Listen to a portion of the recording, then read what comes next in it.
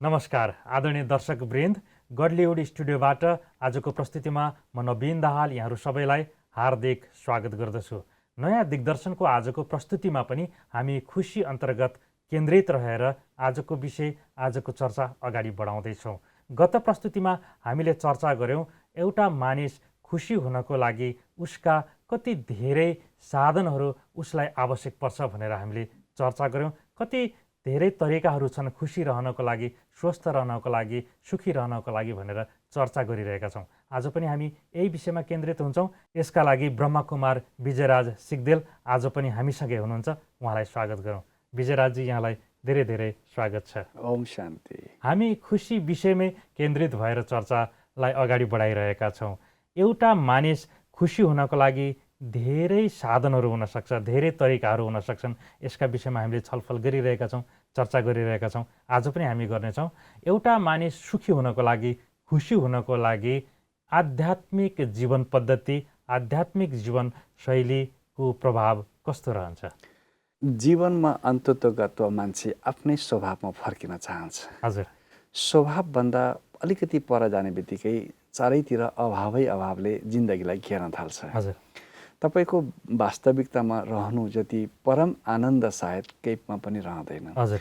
जब हामी हाम्रो यथार्थलाई बिर्सेर एउटा काल्पनिक दुनियाँमा र एउटा रङ्गीन दुनियाँमा जब हराउन थाल्छौँ, केही समयपछि मान्छे थाक्छ। हजुर।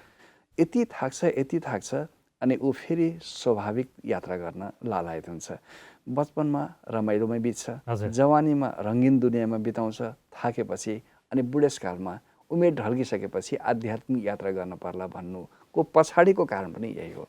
त्यसैले हामीले अहिले के कुरा बुझ्यौँ भने सबै कुरो इन्द्रिय कमजोर भइसकेपछि, सबै कुरा तपाईँको हातबाट फुत्किसकेपछि बुढेसकालमा, वृद्ध अवस्थामा आध्यात्मिक जीवनशैली अपनाउँदै गर्दा तपाईँका विगतका दिनहरू, स्वभावहरू यति कठोर र यति कृत्रिम र यति करप्टेड भइसकेको हुन्छ, तपाईँ फेरि स्वाभाविक अवस्थामा फर्किन सक्नुहुन्न भन्ने लागेर त्यो कुरो बुझेर हामीले बचपनदेखि नै एउटा नैतिक शिक्षा, आध्यात्मिक जीवन, धार्मिक जीवन र सबैको परोपकारमा मेरो पनि उन्नति र प्रगति लुकेको छ भन्ने एउटा जीवनशैलीलाई अपनाउन पर्छ भन्ने लागेर ब्रह्मकुमारीजमा हामी देख्छौँ अहिले यङ जेनेरेसनहरूको आकर्षण बढ्दो अवस्थामा छ। हिजोसम्मको अवस्थामा के थियो? सबै कुरो गरिसकेपछि, जीवन भोगिसकेपछि अन्तिममा अर्को जन्म छ र अर्को जन्ममा राम्रो जीवन प्राप्त हुन्छ भन्ने छ भने त्यो पनि सेफ गरिराखौँ भन्ने हिसाबले लास्टतिर हामी आध्यात्मिक बन्न कोसिस गरिराखेका हुन्थ्यौँ। त्यसो होइन रहेछ नवीनजी। तपाईँलाई दुनियाँको सबै कुरा गर्नु उमेरमै पर्छ भन्ने लाग्छ भने आध्यात्मिकता पनि जीवनको एउटा पाटो हो। आत्माको अध्ययन गर्ने विधाको नामलाई आध्यात्म भन्छ। भौतिक विज्ञानका बारेमा तपाईँलाई बचपनदेखि नै अनेकौँ खर्च गर्न, लाख रुपियाँ खर्च गर्न घर परिवारका मान्छे पनि तयार छन्। तर एउटा सुसंस्कारित सन्तानलाई निर्माण गर्न, समाजले चाहेको एउटा कुशल र असल नागरिक निर्माण गर्नका लागि हामी त्यतातिर ध्यान दिइरहेका हुँदैनौँ। हेर्नुहोस्, एउटा राम्रो ठुलो मान्छे असल नबन्न सक्छ, एउटा असल मान्छे ठुलो बन्न सक्छ। असल र ठुलोमा फरक पर्छ। गौतम बुद्ध, जिजस क्राइस्ट, यही संस्थाका संस्थापक ब्रह्मा बाबा शुभारम्भकालदेखि संस्थापकसँगै आफ्नो समय दिनुहुने जगदम्बा सरस्वती दादीमाहरू, उहाँहरूको जीवनमा उहाँहरू असल बन्नेतिर लाग्नुभयो। असल बन्नका लागि आध्यात्मिकताको सहारा लिनुपर्छ। ठुलो बन्नका लागि भौतिक कुरामाको ज्ञान भए पनि पुग्छ। त्यसैले जीवनलाई चरित्रवान बनाउनका लागि, दिव्यवान बनाउनका लागि, गुणवान बनाउनका लागि बचपनदेखि नै यी कुराहरू, यी शैलीहरू जीवनमा आवश्यक छन्। मानिसहरूले आध्यात्मिक जीवनशैलीलाई धार्मिक जीवनशैलीको रूपमा बुझिरहेका छन् कि जस्तो पनि लाग्छ विजयराजजी। के फरक छ आध्यात्मिक हुनु, धार्मिक हुनु, यो सकारात्मक जीवनशैली अपनाउनुमा के छ? यसलाई अलिकति व्याख्या गर्दै अगाडि बढौँ। धार्मिक विज्ञान भन्दैन, आध्यात्म विज्ञान भन्छ। धर्म सम्प्रदायसँग फरक तरिकाले बाँधिएको हुन्छ। समाज, देश, वस्तुस्थिति अनुसार सम्प्रदाय फरक हुन सक्छ। अध्यात्म भनेको फराकिलो विज्ञान हो, आत्मासँग सम्बन्धित विज्ञान हो। हजुर तपाईँ नेपालमा बस्ने मान्छेको शरीरमा रगतमा रातोपन छ भने अमेरिकामा बस्ने मान्छेको शरीर पनि रातै हुन्छ, अस्ट्रेलियामा बस्ने मान्छेको शरीरमा रातो रगत हुन्छ। तपाईँलाई यहाँ प्रेम चाहिन्छ भने यो प्रेम कुनै पनि विश्वको कुनै पनि मान्छेलाई त्यो प्रेम चाहिन्छ। प्रेम, दया, खुसी, अनुराग, यी सब कुराहरू भनेको विश्वव्यापी कुरा हुन्, आत्माका मूल गुणहरू हुन्। आत्माका मूल गुणहरूलाई समग्रमा आध्यात्म भनिएको हो। जसरी तपाईँ जतिसुकै दुखी भएर बसेको बेला किन नपरोस्, कोही सुखले जीवन बिताइरहेछ भने लालायत हुन्छ नि मन कि यसको मतलब तपाईँभित्रको त्यो आध्यात्मिक शक्तिले तपाईँलाई खिचेर लिएर आयो। समग्रमा आध्यात्म भनेको कुनै देखावटी यात्रा होइन, अन्तर मनलाई शुद्धिकरण गर्ने र दिव्यता प्राप्त गर्ने ईश्वरीय प्रज्ञासँग जोडिने महान यात्रा हो। त्यो धार्मिक होइन, त्यो धार्मिक होइन। धर्मभन्दा पनि माथि एउटा स्कुलका कोठाहरू धेरै हुन सक्छन्, समग्रमा बेन्च स्कुलका कोठा, साधन स्रोत सबैलाई एकैचोटि भन्दा स्कुल भनिन्छ नि, भने जस्तै आध्यात्मभित्र सबै धार्मिक कुराहरू पनि अटाउन सक्छन्। यो एउटा छाता हो, पाठ भयो, एउटा ठुलो विराटतातर्फ जान्छ। धर्म भनेको देश विशेष अनुसार, सम्प्रदाय अनुसार फरक पर्ने कुरा हो। त्यसैले आध्यात्म, भौतिकता र आध्यात्मिकता जीवनका दुईटा पाटा हुन्। जस्तै शरीरमा दुईटा खुट्टा हुन्छ नि, त्यसै गरी आध्यात्म र विज्ञानलाई सँगसँगै सन्तुलन मिलाएर लैजाने एउटा कला हामीले यहाँ सिकिरहेका छौँ। आध्यात्मिक जीवनशैली भन्नाले स्वाभाविक जीवनशैली, त्यसमा कृत्रिमता भन्ने रहँदैन। जसरी तपाईँ सबैलाई तपाईँले प्रेम गर्न रुचाउनुहुन्छ या तपाईँलाई अरूले कसैले प्रेम गरिदियोस् भन्ने चाहनुहुन्छ, यो एउटा आध्यात्मिक विज्ञान हो, फिलोसफी हो। यो फिलोसफी अनुसार जीवन जिउन सक्नु बडो सुन्दर जीवन जिउनु भन्ने बुझिन्छ। यसका लागि तपाईँ कमसेकम समयमा सुत्नुहोस्, एउटा सुत्ने पनि समय हुन्छ। अघि अहिलेका युवा जगतलाई हेर्नुहोस् त, रातभरि जागृत अवस्था हुन्छ, डिस्कोमा हुन्छन्, रङ्गीन दुनियाँमा हुन्छन्, अहिलेका कम्प्युटर र ल्यापटपमा व्यस्त भइरहेका हुन्छन्। दुनियाँ सुत्न पर्ने बेलामा युवा जागिरहेका हुन्छ। जब दुनियाँ जाग्छ उनीहरू सुतिरहेका हुन्छन्। सिस्टम नै उल्टो भयो, पुरै सिस्टम उल्टो भयो। कि समयमा सुत्नु, बिहान ब्रह्म मुहुर्तमा उठ्नु, फ्रेस मुहुर्तमा उठेर एकछिन भए पनि साधना गर्नु, आफ्नो मनरूपी ब्याट्रीलाई रिचार्ज गर्नु, त्यतिखेर प्रकृतिमा भएको हावाहरू हिमालयमा ठोकेर फर्किँदै गर्दाको बेलामा त्यो श्वास प्रश्वास लिनु, एकछिन भए पनि ईश्वरीय स्मृतिमा रहनु, तपाईँलाई पञ्च प्रकृति दिएको पानी, हावा, आकाश, यी सबै कुराप्रति कृतज्ञ हुनु, जुन धरतीमा टेक्नु भएको छ त्यो माटोलाई समाएर त्यसको मर्मलाई महसुस गर्नु। त्यसपछि तपाईँले एकछिन भए पनि साधनामा समय लगाइसकेपछि आनन्दले भनेको जीवनलाई व्यवस्थित रूपले सञ्चालन गर्ने। यति धेरै हताशको जिन्दगी नहोस् कि तपाईँको जीवन बतास जस्तो यता उता हल्लिएर जीवनभित्र। यहाँले असाध्यै सहज र सरल जीवनशैली नै आध्यात्मिक जीवनशैली भन्नुभयो, तर बुझाइमा त बुझ्नेहरूले त असाध्यै कठिन छ, धेरै बाँधिनु पर्छ भन्ने बुझ्छन् नि आध्यात्मिक जीवनशैली। तपाईँ भित्रबाट आन्तरिक रूपमा कमजोर हुनुहुन्छ भने नियमहरू तपाईँलाई बडो बन्धन जस्तो लाग्छ। तपाईँ भित्रबाट मजबुत हुनुहुन्छ, आत्मिक बलले ओतप्रोत हुनुहुन्छ भने कुनै पनि कुरा तपाईँलाई कठोर लाग्दैन, नियम नै जस्तो लाग्दैन। तपाईँलाई श्वास प्रश्वास लिनको लागि फोक्सो कमजोर छ भने यत्रो जीवनभर लिइराखेको श्वास प्रश्वास पनि अब तपाईँलाई अप्ठ्यारो भएर अक्सिजन लगाउनु पर्ने हुन्छ नि। जसरी फोक्सो कमजोर हुँदा श्वास प्रश्वास गाह्रो हुन्छ, यसै गरी आत्मिक बल कमजोर हुँदा मान्छेलाई सामान्य नियम पनि गाह्रो हुन्छ। बिहान नुहाई धुवाई गर्नु, बेलामा उठ्नु, त्यसको लागि त एउटा बल चाहिन्छ। आत्मिक बलको अभावमा अहिलेका धेरै जेनेरेसन्सहरू, अहिलेको समाज विचलनको अवस्थामा देखा परिरहेको छ।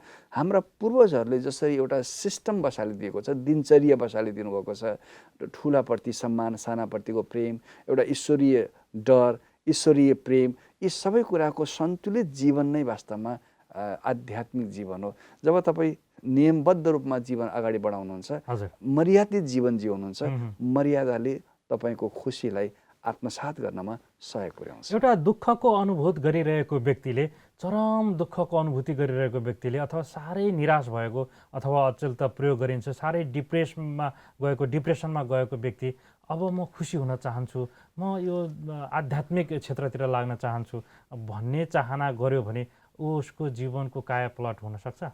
बिल्कुल सक्छ। हजारौँ मानिसहरू छन् जसलाई तपाईँले प्रश्न गरिराख्नु भएको छ। यो पनि एउटा युवा हो। कुनै बेलामा संसार रङ्गीन दुनियाँ नै सत्य हो झैँ लाग्थ्यो। खानपिनको कुनै ठेकान थिएन। जतिखेर मन लाग्यो रातको 12 बजे पनि पायो भने खानै हतार छ। सुत्ने कुनै छैन। साथीभाइ सङ्गतको कुनै मतलब छैन।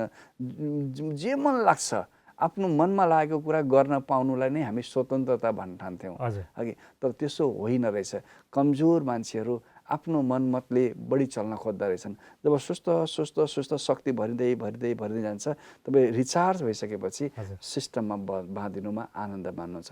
प्रकृतिमा हेर्नुहोस् न, सूर्य ठिक समयमा उदाउँछ, ठिक समयमा अस्ताउँछ। दिनको मध्य 12 बजे एकदम चहकिलो घाम लाग्छ। ऊ एउटा सिस्टममा छ र त सूर्यलाई पनि सूर्यनारायण भनेर मान्छेले सम्मान गर्छ नि। जब मान्छे एउटा सिस्टममा चल्छ, एउटा मर्यादित जीवन जिउँछ, मर्यादाले मान्छेलाई मर्यादित बनाउनमा सहयोग पुर्याउँछ। हामीले जसरी हाम्रा देवी देवताहरूलाई सम्मान गर्छौँ, शिर झुकाउँछौँ, उहाँलाई शिर झुकाउनुको पछाडि चित्रको लागि शिर झुकाएको होइन, उहाँहरूको पछाडि चरित्र गाँसिएको छ। त्यो चरित्रलाई जीवनमा अपनाउने बित्तिकै मानिस अद्भुत शक्तिको सम्भावनाको खानी हो। कहाँबाट कहाँ पुग्छ। एउटा फुलभित्र बास्ना, जसलाई हामी इत्र भन्छौँ, इत्र बिनाको फुललाई कसैले पनि टिपेर नाकको नजिक लैजाँदैन। फुलभित्र पनि इत्र चाहिन्छ, मान्छेभित्र पनि चरित्र चाहिन्छ। हेर्नुहोस्, एकाधवटा घटनामा मान्छे सफल हुन गाह्रो छैन। 2-4 महिना 2-4 वर्ष सफल रूपमा प्रस्तुत हुन कुनै गाह्रो छैन। जीवन कालान्तरभरि सफल भइरहनको लागि मानिस नियमित रूपमा चरित्रलाई अपनाउनै पर्दो रहेछ। बगेको खोला र मान्छे गिर्नको लागि, मान्छे पनि यसै गरी पानीको खोला जस्तो बग्नको लागि कुनै गाह्रो छैन। चरित्रहीन मानिस जीवन पाएर पनि उसलाई बोझ भइराखेको हुन्छ। त्यसैले एउटा सामान्य मान्छेलाई हामीले भित्रको काउन्सिलिङ गरिकन भित्रको सम्भावनाको ढोका खोलिकन सरल तरिकाले उसलाई सामान्य जीवनबाट असामान्य जीवनतिर, आध्यात्मिक जीवनतिर हामी लैजान सक्छौँ। हजार यस्ता उदाहरणहरू छन्। ब्रह्मकुमारीले विश्वव्यापी रूपमा युवाहरूमा जुन एउटा विशृङ्खलता देखाइरहेको छ, भौतिकताप्रतिको साह्रै धेरै आकर्षण छ। भौतिक कुरा चाहिन्छ है फेरि। यसको मतलब भौतिकता केही पनि होइन भने होइन। भौतिकता र आध्यात्म बिचको सन्तुलन चाहिन्छ। यो आध्यात्म र विज्ञानलाई सँगसँगै लैजानको लागि हामीमा एउटा संयमता चाहिँदो रहेछ, नियम चाहिँदो रहेछ, मर्यादा चाहिँदो रहेछ, डिसिप्लिन चाहिन्छ। हेर्नुहोस्, विद्यार्थी जीवनमा पनि यदि डिसिप्लिन्ड वेबाट अगाडि बढेको छ भने त्यो वात्तै अगाडि बढ्छ, सफल हुन्छ।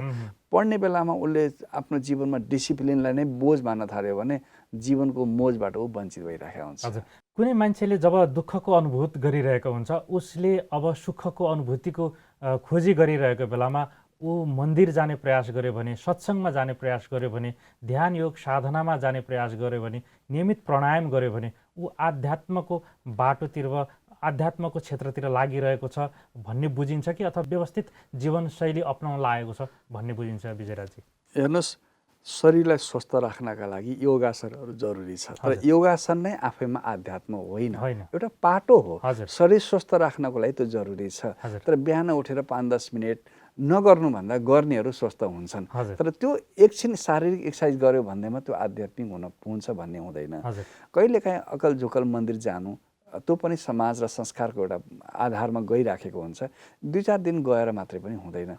जसरी नियमित रूपमा शरीरको लागि भोजन जरुरी छ, नियमित रूपमा जसरी मान्छेलाई निन्द्राको आवश्यकता छ, जीवनलाई सुन्दर बनाउनको लागि, सरल जीवन जिउनका लागि, सरल भित्रको पनि असाधारण सरलता अपनाउनको लागि हामीलाई आध्यात्मिक जीवनको जरुरी छ। आध्यात्म एउटा विराट छाता हो। यसमा सामाजिक, मानसिक, भौतिक अनि आफैमा आध्यात्मिकता चारै कुरालाई कम्बाइन गरिसकेपछि एउटा शैली भन्छ, जीवन शैली भन्छ। सबै कुरो गर्दा गर्दै पनि मनलाई स्वस्थ राख्नको लागि हाम्रो चिन्तनको धारालाई बदल्नु जरुरी छ। पहिलो कुरा त म शरीर होइन है, शरीरभन्दा अलग एउटा चैतन्य शक्ति हुँ। मलाई एउटा ऊर्जाले ह्यान्डलिङ गरिरहेको छ। धरतीमा यो ऊर्जा आमाको गर्भमा ड्रेस चेन्ज गर्यो, जसरी हामी कुनै नाटक गर्दै गर्दा बेला बेलामा ड्रेस चेन्ज गर्छौँ। आमाको गर्भ भनेको ड्रेस चेन्जिङ रुम हो। त्यो ड्रेस चेन्जिङ रुममा आत्माले ड्रेस लगाउँछ, आफ्नो भूमिका निर्वाह गर्छ, एक दिन ऊ जान्छ, धरती छोड्छ, जान्छ। म यो धरतीबाट जान पर्छ, म आएको हुँ, म एउटा नाटकमा भाग लिइरहेको छु। यो भावनाबाट ऊ पहिलो गाइडेड हुनु पर्यो। दोस्रो गाइडेड, मैले गरेको भोजनले मेरो जीवनको चरित्र निर्माण गर्नमा, मेरो बुद्धि र विवेकलाई शुद्धिकरण गर्नमा सहयोग पुर्याउँछ भन्ने लागेपछि खानपिनको शुद्धता जरुरी छ। तेस्रो कुरा सत्सङ्ग। तपाईँले कस्ताको सङ्गत गर्नुभएको छ। मनोविज्ञानमा त केसम्म भन्छ भने मलाई एउटा दुईटा तिमीले सङ्गत गरेका मान्छेहरूको नाम भनिदेऊ, म तिम्रो भविष्य स्पष्टै भनिदिन्छु भन्छ। हेर्नुहोस् त, एउटा दुईटा मान्छेको कम्पनीले जिन्दगीको फ्युचरलाई नै भनिदिन सक्ने भनेपछि त कत्रो विचित्रको प्रभाव पर्दो रहेछ। सङ्गत कसको गर्नुहुन्छ? 1000 मान्छे दुष्टहरूको सङ्गत गर्नुभन्दा त बरु एक्लो जीवन व्यतीत गर्नु बेटर। ईश्वरको शक्ति, ईश्वरको सत्ताको अनुभूति गरेर जीवन बिताउनु धेरै राम्रो मानिन्छ। तपाईँको सरसङ्गत कस्तो छ? र चौथोमा तपाईँले गर्दै गरेको कर्मयोग बनोस्। कर्म मात्रै गर्दा मान्छे भड्किन सक्छ, फेरि आकर्षण बढ्न सक्छ। कर्म गर्दै गर्दा मैले यो एउटा ईश्वरले अराएको सेवा गर्दैछु भन्ने भावका साथ कर्मयोग गर्नुहोस् र ईश्वरीय शक्तिसँग थोरै भए पनि उसको आज्ञालाई शिरोधार्य गर्नका लागि नियमित रूपमा साधना गर्नुहोस्। बिहान बेलुका हाम्रा पूर्वजहरू पनि शास्त्रहरू पढ्ने, विभिन्न किसिमका भनौँ न महान बाणीहरूको अध्ययन गर्ने, चिन्तन गर्ने, यो अहिले नियमित रूपमा ब्रह्मकुमारी ईश्वरीय विश्वविद्यालयमा पिता श्री ब्रह्मा बाबाको मुख कमलबाट उच्चारण गरेको ज्ञान, ईश्वरीय ज्ञान हामीलाई हरेक दिन बिहान श्रवण गराइन्छ। बिहान उठ्ने बित्तिकै राम्रो माहौलमा राम्रा कुरा सुन्ने बित्तिकै दिनभरिको त्यो दिनचर्यामा प्रभाव पर्छ। केही यस्ता डिसिप्लिन्सहरू छन् जुन डिसिप्लिनले मानव जीवनलाई, खुसीलाई संस्थागत गर्न धेरै ठुलो सहयोग पुर्याउँछ। निरन्तर रूपमा डिस्को जानेहरू, सिनेमा जानेहरू, पार्टीमा जानेहरू, पिकनिकमा जानेहरू अथवा रमाइरहनेहरू, रेस्टुरेन्टमा जानेहरूलाई त्यता नजानुस् भनेर निषेध गर्ने होइन, जानेहरू पनि जीवनलाई व्यवस्थित गर्नको लागि ध्यान, योग, साधना, आध्यात्मिक सत्सङ्गमा पनि यतातिर पनि ध्यान पुर्याउनुहोस् भन्ने आग्रह हामी गर्न सक्छौँ। हामी कसैलाई तोड्दैनौँ, हामी प्रत्येकलाई जोड्ने काम गर्छौँ। तपाईँले विकल्प दिनुहोस् न। विकल्प नहुँदा मात्रै त्यहाँ जाँदा क्षणिक भए पनि आनन्द हुन्छ। एउटा नियमित र लङ लास्टिङ आनन्दको बाटो नपाएपछि क्षणभरकै किन नहोस् एकछिन भए पनि आनन्द लिउँ भन्ने हिसाबले त्यहाँ गएको। जाँदै गरेका मान्छेलाई पनि हेर्नुहोस्, तपाईँ त्यहाँ गएर आइसकेको मान्छेको अनुहार हेर्नु दुखित हुन्छ। त्यो एकछिनको रङ्गीन दुनियाँले एकछिन पम्पिङ गर्छ, 2 छिनपछि त फेरि हराइहाल्छ। स्वाभाविकता भनेको तपाईँ आफ्नो ओरिजिनालिटी त फर्कनै पर्छ। ढिलो र चाँडो मात्रै हो, एक दिन न एक दिन फर्किनै पर्छ। म जहाँ बस्छु नेपालमा, जुन ठाउँमा बस्छु, एकजना वृद्ध मान्छे जीवनभर मांसाहारीको भोजन गर्नुहुन्थ्यो। एक दिन आउनुभयो, विजय भाइ म त शाकाहारी भएँ भन्नुभयो। के भयो तपाईँलाई अकस्मात एक दिनमै शाकाहारी कसरी हुनुभयो? अनि उहाँले भन्नुभयो, मलाई डेन्टल डक्टरले भनेको अब यो नक्कली दाँत राखेपछि चबाउन हुँदैन भन्नुभयो, अनि म छोडिदिएँ भन्नुभयो। ओके, अब बिचरा दाँतले चबाउन नमिलेर छोडेर त्यो के त्याग भन्नु नि, त्यो त त्यागै भएन नि। हो, तपाईँलाई एउटा त्यसको पर्मानेन्ट स्रोत नदेखेको हुनाले एकछिनकै भए पनि क्षणिकै भए पनि ठिक छ भनेर जानुभयो मात्रै हो। त्यहाँ गएका मान्छेहरू पनि थकित मुद्रामा आएको देखिन्छ। त्यसैले हामीले कसैलाई नजानुहोस् भनेर भन्दैनौँ। यो पनि एउटा विकल्प छ है, यो पनि एउटा छुट्टै संसार छ है। यो संसार स्वाभाविक संसार हो, सरल संसार हो। यो भित्र तपाईँ रमाउन सक्नुहुन्छ। प्राप्ति हुन थालेपछि छोड्न त मान्छेलाई कुनै गाह्रै छैन। हेर्नुहोस्, हामी जस्ता हजार युवाहरू, हाम्रो पनि दिनचर्याको कुनै सिस्टम थिएन। हामी यहाँ आयौँ, हामीले दिनचर्या देख्यौँ। हामीभन्दा अग्रजहरूको जीवनमा त्यो खुसी, त्यो अनुराग, त्यो अनुहारमा त्यो सुन्दरता, त्यो चेहरामा दम, जीवनशैलीमा त्यो बडो विशिष्टता सहितको जीवनशैली देखेपछि अहो मान्छेको जीवनमा त बन्दो रहेछ त, हुँदो रहेछ भन्ने विकल्प दिएपछि अनि मनले नमानेर धरै पाउँदैन। फलामको व्यापार गरिरहेको मान्छेलाई सुनको व्यापार गर्नलाई अफर गर्नुहोस् त, कसले फलामकै व्यापार गरेर भन्छ? सुनको व्यापारमा आइहाल्छ नि। अनि विजयराजजी, हामीले आध्यात्मिक क्षेत्रमा जानु भनेको धार्मिक क्षेत्रमा जानु होइन भन्ने कुराको स्पष्ट हामीले पारिहाल्यौँ। अहिलेको युवाहरूलाई मुख्य गरी कसरी आकर्षित गर्न सकिएला त? व्यवस्थित जीवनशैली अपनाउनको लागि यो क्षेत्र आध्यात्मिक क्षेत्र हो, धार्मिक होइन। धार्मिक हुन पर्दैन। सुख प्राप्तिको लागि सदा निरन्तर स्थायी सुख, खुसी प्राप्तिको निम्ति आध्यात्मिक हुनुपर्छ भनेर बुझाउनको लागि के प्रयास गर्न सक्छौँ? हेर्नुहोस्, बिग्रिन जति समय लाग्छ, सप्रिन पनि झन्डै त्यति नै समय लाग्छ। एउटा पिता श्री ब्रह्मा बाबालाई निमित्त बनाएर स्वयं शिव बाबाले यो अभियान चाल्नु भएको आज 80 वर्ष भयो। 80 वर्षमा लाखका सङ्ख्यामा भाइ बहिनीहरू यङ जेनेरेसनमा पनि आकर्षित हुँदै गइराखेको छ। समय लाग्छ, तर एक दिन न एक दिन यसको प्रभाव जब चारैतिर पर्छ, यति सुन्दर तरिकाले, व्यवस्थित तरिकाले र जीवनमा जे चाहेको हो त्यो त्यहाँ पनि प्राप्ति हुन्छ भन्ने कुराको नैतिक शिक्षा स्कुलबाटै दिन थाल्दै गर्दा त्यो सम्भावना देखेर हामीले संसारलाई स्वर्गमा जान हतारिएका होइनौँ। हामी स्वर्गलाई यो धरतीमा स्थापना गर्नका लागि हामीले हाम्रो कर्तव्यको मसीले लेखिरहेका छौँ। अधिकारको रेल चढ्नका लागि कर्तव्यको मसी हाल्न पर्दो रहेछ। हामीले त्यो कर्तव्य निभाइराखेका छौँ। हामी गरेर स्याम्पल बनेर देखाइरहेका छौँ। हिजोसम्म हाम्रो सेतो लुगा लगाएर अफिसमा, कलेजमा, सभा समारोहमा जाँदा मान्छे हेर्न पनि रुचाउँदैनथे। यो कहाँ यस्तो सानो उमेरमा यो जवानीमा रङ्गीन दुनियाँमा जानुपर्ने मान्छे यो के वैराग्य जिन्दगी अप्नाएको भन्दै गर्दा हामीले छोडेनौँ, गरिरह्यौँ। उहाँले भोगेका सबै साधन स्रोत हामीले पनि भोगिरह्यौँ। उहाँको अनुहारमा नभएको खुसी हाम्रो अनुहारमा देखिन थाल्यो। सबै कुरो भौतिक संसारमा रहँदै पनि हिलोमा फुलेको कमलको फुल हिलोभन्दा माथि आए जस्तै सबै कुरो गर्दै पनि हामी अलिकति भिन्न तरिकाले प्रस्तुत भएको देख्दा अहिले समाजमा युवाहरूमा आकर्षण बढिरहेको छ। हामीलाई हाम्रो स्कुलिङ नै त्यसरी गरियो। सबैले आशीर्वाद दिने बेलामा बुद्ध जस्तो भएछ है भन्न चाहिँ सबै बाबामा तयार हुन्छन्। बुद्ध जस्तै बनेर हिँड्न थाल्यो भने बाबामालाई चिन्ताको विषय बन्छ। समाज यस्तो छ हेर्नुहोस्। त्यसैले हामी आफै बन्नपर्छ, स्याम्पल बनेरै देखाउन पर्छ भन्ने लागेर हामी युवाहरू अहिले लागेका छौँ। हामीलाई विश्वास छ यो धरती फेरि स्वर्गमय हुन्छ। एउटा स्कुलमा एकजना शिक्षकले सोध्नु भएछ विद्यार्थीहरूलाई, स्वर्ग जान को तयार छौ हात उठाऊ भन्दै गर्दा सबैले हात उठाए। नरेन्द्र भन्ने एउटा बच्चाले हात उठाएन। नरेन्द्रलाई इन्डिकेट गरेर शिक्षकले भन्नुभयो, नरेन्द्र के तिमी स्वर्ग जान चाहन्नौ? अनि नरेन्द्रले मुस्कुराउँदै भन्नुभएछ, सर गुरु म स्वर्ग जान हतारिँदैन, बरु यो धरतीलाई नै स्वर्ग बनाउनको लागि म जीवन अर्पण गर्छु। जवाफ दिने त्यो नरेन्द्र आज स्वामी विवेकानन्दको रूपमा दुनियाँले चिन्छ उहाँलाई। भन्नुको मतलब हामी यो धरतीलाई नै स्वर्ग बनाउँछौँ, हामी नै नमुना बन्छौँ, बनेर देखाउँ। यो संसार परिवर्तन नभएर धरै पाउँदैन। आजको विषयमा हामीले चर्चा गऱ्यौँ खुसी अन्तर्गत आध्यात्मिक जीवनशैलीको कति महत्त्व रहन्छ भनेर।